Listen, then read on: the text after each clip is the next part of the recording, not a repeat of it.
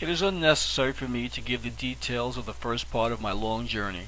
My companion was guided by a perceptive faculty that, like the compass, enabled him to keep in the proper course. He did not question those whom we met, and made no endeavor to maintain a given direction, and yet he was traveling in a part of the country that was new to himself.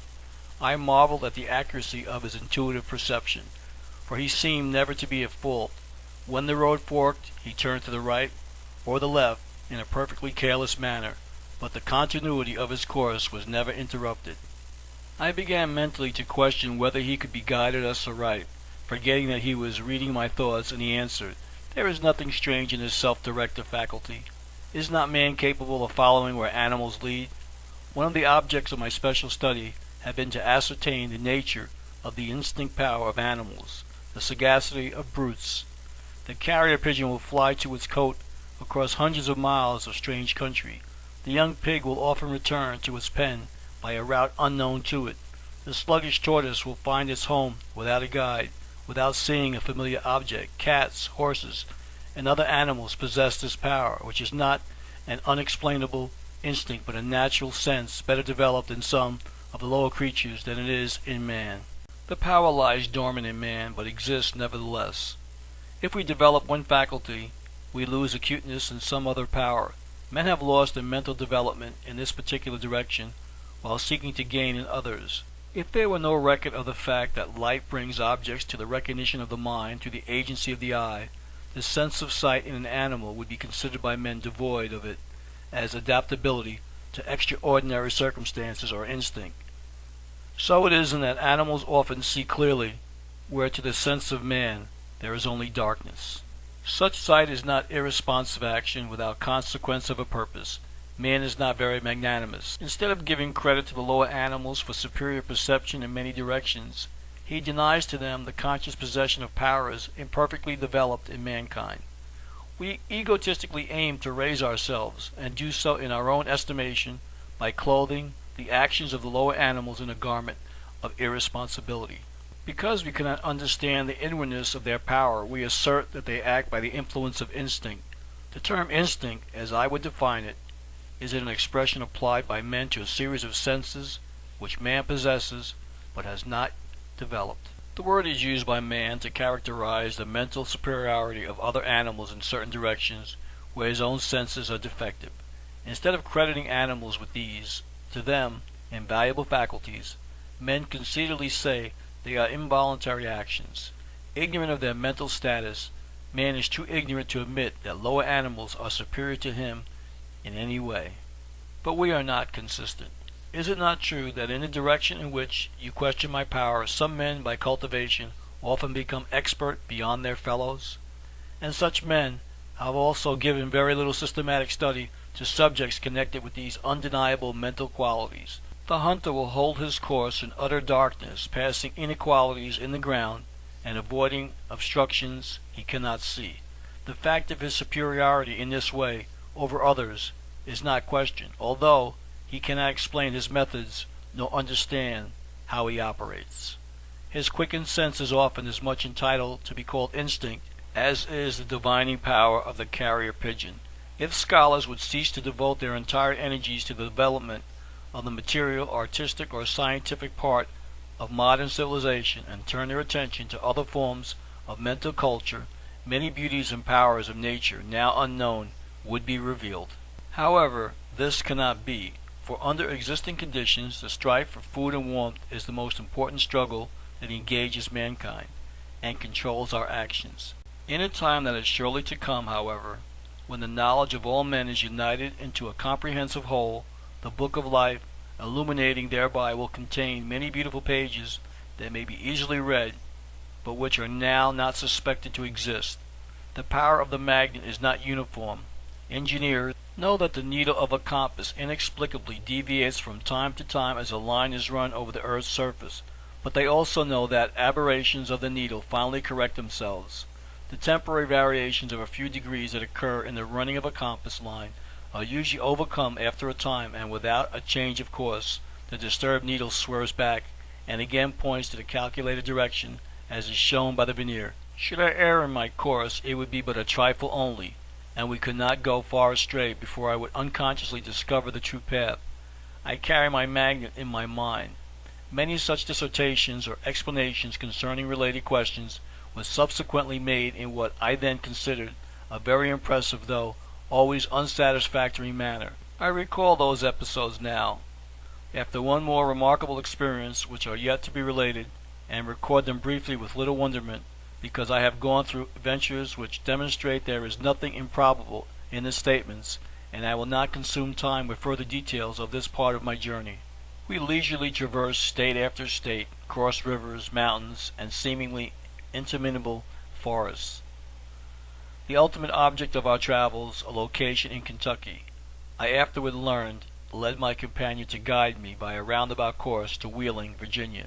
By the usual mountain roads of that day, instead of going, as he might perhaps have much more easily done, via Buffalo and the lake shore to northern Ohio, and then southerly across the country.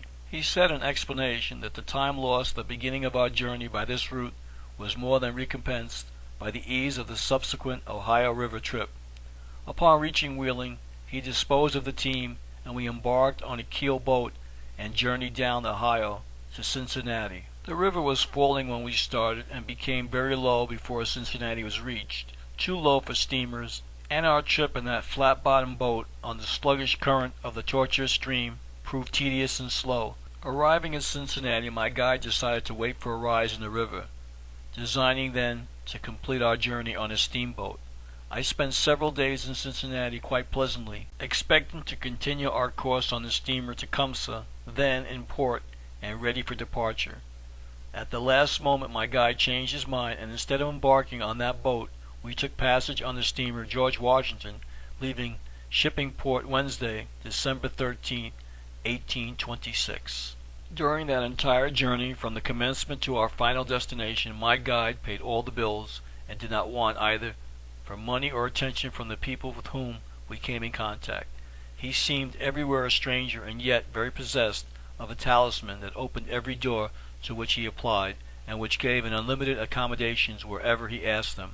When the boat landed at Smithfield, Kentucky, a village on the bank of Ohio, just above the Paducah, we disembarked, and my guide then, for the first time, seemed mentally disturbed.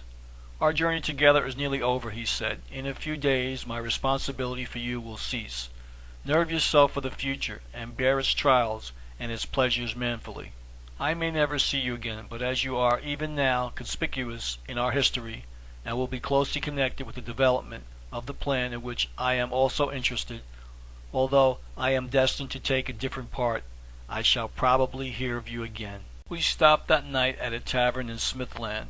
Leaving the place after dinner the next day, on foot, we struck through the country into the bottom lands of the Cumberland River, traveling leisurely, lingering for hours in the course of a circuitous tramp of only a few miles.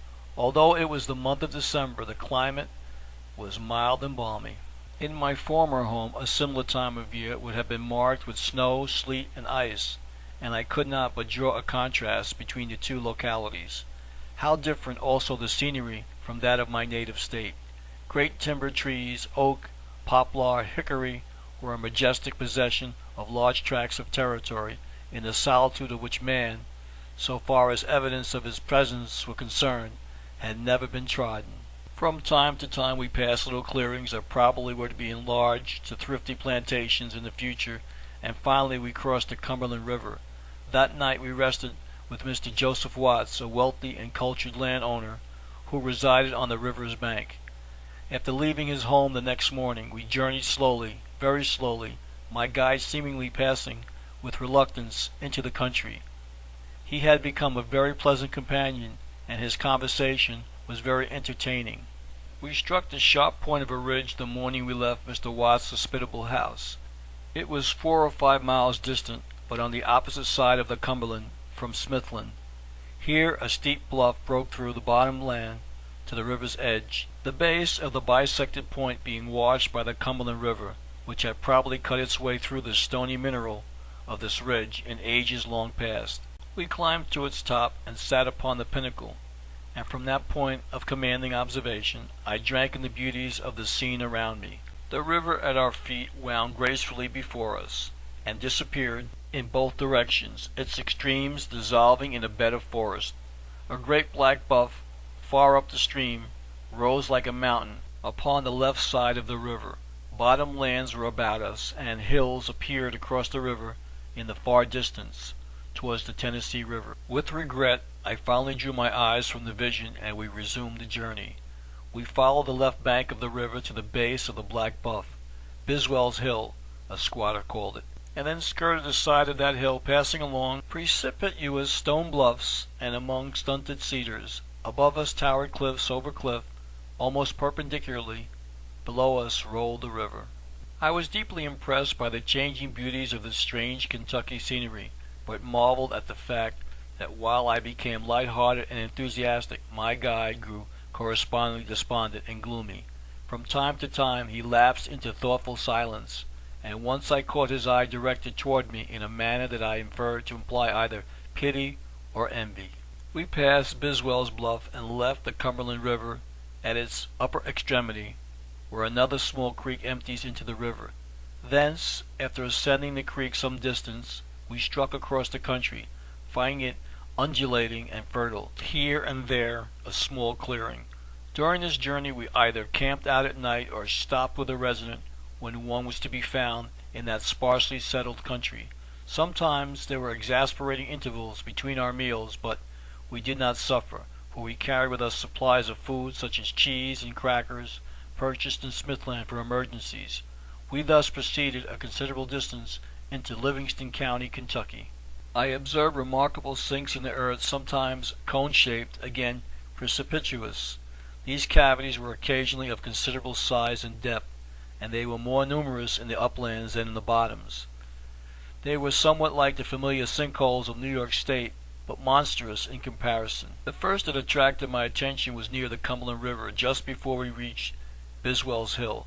It was about 40 feet deep and 30 in diameter, with precipitous stone sides, shrubbery growing therein in exceptional spots where loose earth had collected on shelves of stone that cropped out along its rugged sides. The bottom of the depression was flat and fertile, covered with a luxuriant mass of vegetation. On one side of the base of the gigantic bowl, a cavern struck down into the earth. I stood upon the edge of this funnel-like sink and marveled at its peculiar appearance. A spirit of curiosity, such as often influences men when an unusual natural scene presents itself, possessed me. I clambered down, swinging from brush to brush, and stepped from shelving rock to shelving rock until I reached the bottom of the hollow and placed my hand above the black hole in its center. I perceived that a current of cold air was rushing therefrom upward. I probed with a long stick, but the direction of the opening was tortuous, and would not admit of examination in that manner. I dropped a large pebble stone into the orifice. The pebble rolled and clanked down, and at last the sound died away in the distance. I wished that I could go into the cavity, as that stone had done, and find the secrets of this cave, I reflected, the natural love of exploration possessing me, as it probably does most men. My companion above, seated on the brink of the stone wall, replied to my thoughts. Your wish shall be granted. You have requested that which has already been laid out for you. You will explore where very few men have passed before, and will have the privilege of following your destiny into a realm of natural wonders. A fertile field of investigation awaits you, such as will surpass your most vivid imaginings. Come and seat yourself beside me, for it is my duty now to tell you something about the land we are approaching, the cavern fields of Kentucky.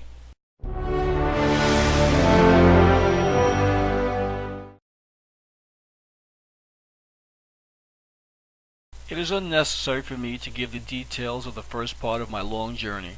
My companion was guided by a perceptive faculty that, like the compass, enabled him to keep in the proper course. He did not question those whom we met, and made no endeavor to maintain a given direction, and yet he was traveling in a part of the country that was new to himself. I marveled at the accuracy of his intuitive perception, for he seemed never to be at fault. When the road forked, he turned to the right or the left in a perfectly careless manner, but the continuity of his course was never interrupted. I began mentally to question whether he could be guided us aright, forgetting that he was reading my thoughts, and he answered, "There is nothing strange in this self-directive faculty. Is not man capable of following where animals lead? One of the objects of my special study had been to ascertain the nature of the instinct power of animals, the sagacity of brutes. The carrier pigeon will fly to its cote across hundreds of miles of strange country. The young pig will often return to its pen by a route unknown to it. The sluggish tortoise will find its home without a guide, without seeing a familiar object. Cats, horses, and other animals possess this power, which is not an unexplainable instinct but a natural sense better developed in some of the lower creatures than it is in man. The power lies dormant in man, but exists nevertheless. If we develop one faculty, we lose acuteness in some other power. Men have lost in mental development in this particular direction, while seeking to gain in others. If there were no record of the fact that light brings objects to the recognition of the mind through the agency of the eye, the sense of sight in an animal would be considered by men devoid of it as adaptability to extraordinary circumstances or instinct. So it is in that animals often see clearly, where to the